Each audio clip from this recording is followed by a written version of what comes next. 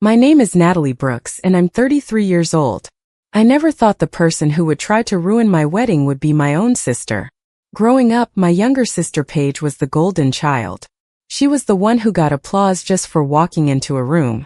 I was the quiet one, the one who studied late, worked 2 jobs through college, and never asked anyone for anything. People loved Paige. People respected me. For years I told myself that was enough. After 8 years working as an interior designer, saving every spare dollar, I finally got engaged to the love of my life, Daniel Cole.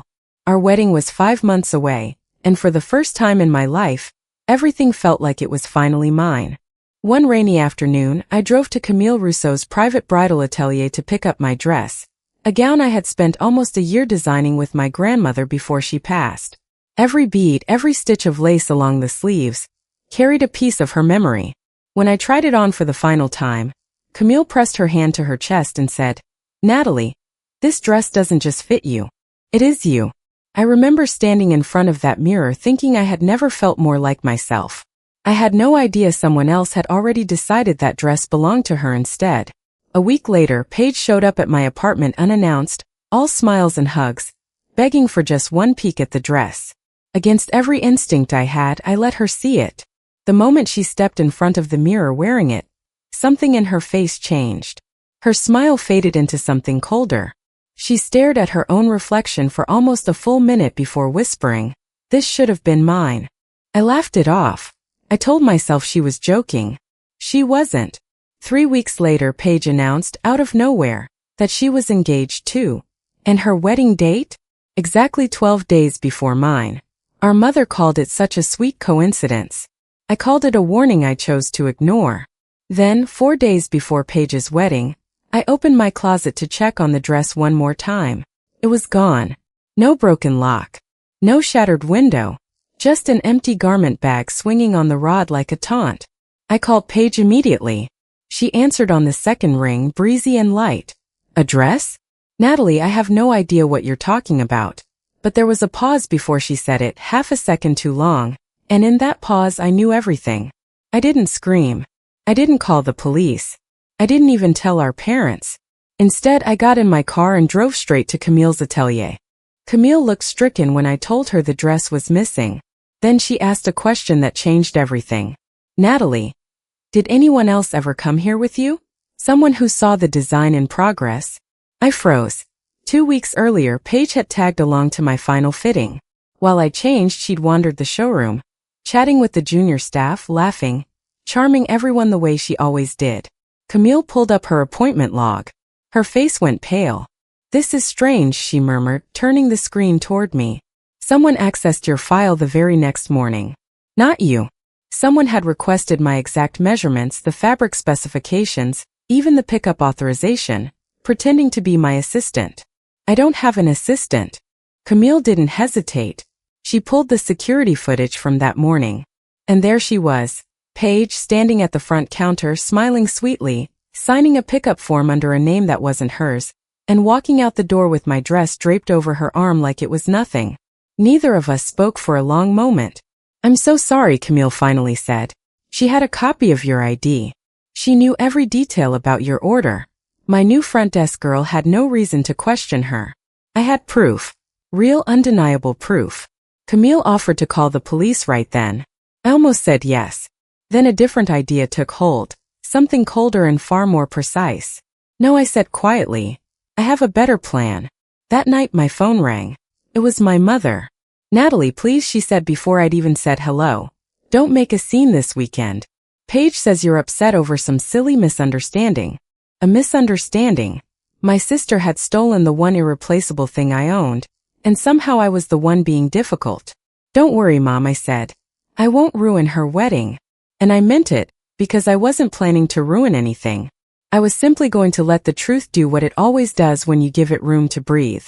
The next morning, Camille called again, her voice tight. "There's something else you need to know."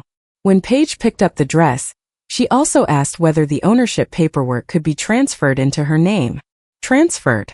She hadn't just wanted to wear my dress. She'd wanted to own it, to erase me from it completely. Camille had kept everything. The original design contract listing my name, the insurance certificate, the security stills, even Paige's forged signature. She sealed it all inside a single envelope and handed it to me like a loaded weapon. If she wears that dress in public, Camille said, everyone will know exactly whose name is on it. For the first time in days I smiled. Good, I told her. Because I'm bringing this envelope to her wedding. What Paige didn't know was that her venue, the same historic estate hall where my own wedding would later take place, had an ironclad policy. Any credible dispute over stolen or misappropriated property had to be reviewed before a ceremony could proceed. I'd learned this the week before, almost by accident, while helping a client with an event there. I made one phone call to the venue coordinator and requested a meeting 30 minutes before Paige's ceremony began. The morning of the wedding, the estate looked like something out of a magazine. White peonies lining the aisle, a string trio playing softly, over 200 guests dressed in their finest. I arrived alone in a simple slate gray dress, carrying nothing but one sealed envelope. A few cousins did a double take when they saw me. I heard someone whisper, I can't believe she actually showed up. 10 minutes before the ceremony, I approached the venue coordinator, a composed woman named Ms. Whitfield. I need you to see something before this wedding starts, I said, and handed her the envelope. She opened it slowly, the contract, the insurance papers, the ownership documents, the security photographs. Every page carried my name. Every photo showed my sister walking out of that atelier with my dress. Ms. Whitfield looked up at me. Are you filing a formal claim? I'm requesting, I said, that stolen property not be used in a ceremony on this property. She didn't argue. She made one call to the estate's legal liaison, and 4 minutes later, the music stopped mid-note. Guests turned in their seats, murmuring, confused. Ms. Whitfield walked to the front of the room. I apologize for the interruption, she announced, her voice steady. But this ceremony is being paused while we resolve a legal ownership dispute concerning the bride's gown. Paige's smile shattered. What is she talking about? She shouted, already knowing. Ms. Whitfield handed her the documents. You're wearing a dress that legally belongs to Natalie Brooks. Paige's hand started trembling. She's lying. She's making this up because she's jealous. Then the screen mounted behind the altar, meant for the couple's photo montage, flickered to life instead with the atelier's security footage, queued up exactly as I'd arranged. The entire room watched in silence as Paige calmly forged a signature, collected my dress, and walked out the door with it slung over her arm like a trophy. Nobody said a word. Our mother pressed a hand over her mouth. Our father rose slowly from his seat. Paige, tell me this isn't real. She couldn't. 200 people had just watched it happen with their own eyes. The groom, a quiet, kind man named Marcus who I'd always liked, stared at her for a long, heavy moment. You stole your own sister's wedding dress, he said, not as a question. Paige's composure finally cracked. I was going to give it back after today, I swear. Marcus slid the ring off his finger and set it gently on the altar table. I can't marry someone I can't trust, he said, and walked out through the side door without looking back. One by one, the guests began to rise and leave, murmuring apologies to no one in particular. Within 15 minutes, the wedding that was supposed to outshine mine had unraveled completely, not because I destroyed it, but because the truth finally caught up to her. Paige found me in the hallway afterward. Mascara streaked down her face. You ruined everything, she said, voice breaking. I looked at her, calm in a way that surprised even me. No, Paige.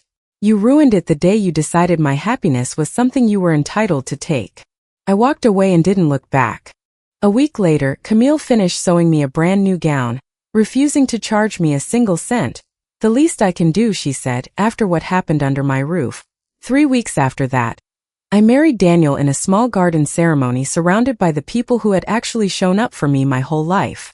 As I walked down the aisle in that new dress, I thought about something my grandmother used to say, that a dress stitched with someone else's dishonesty could never make a person beautiful, because real beauty always starts with the truth.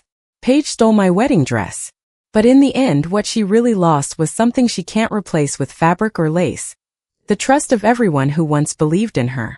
If you enjoyed this story, don't forget to like, subscribe, and leave a comment sharing what you would have done in this situation. Your support helps us bring you more emotional stories like this every week.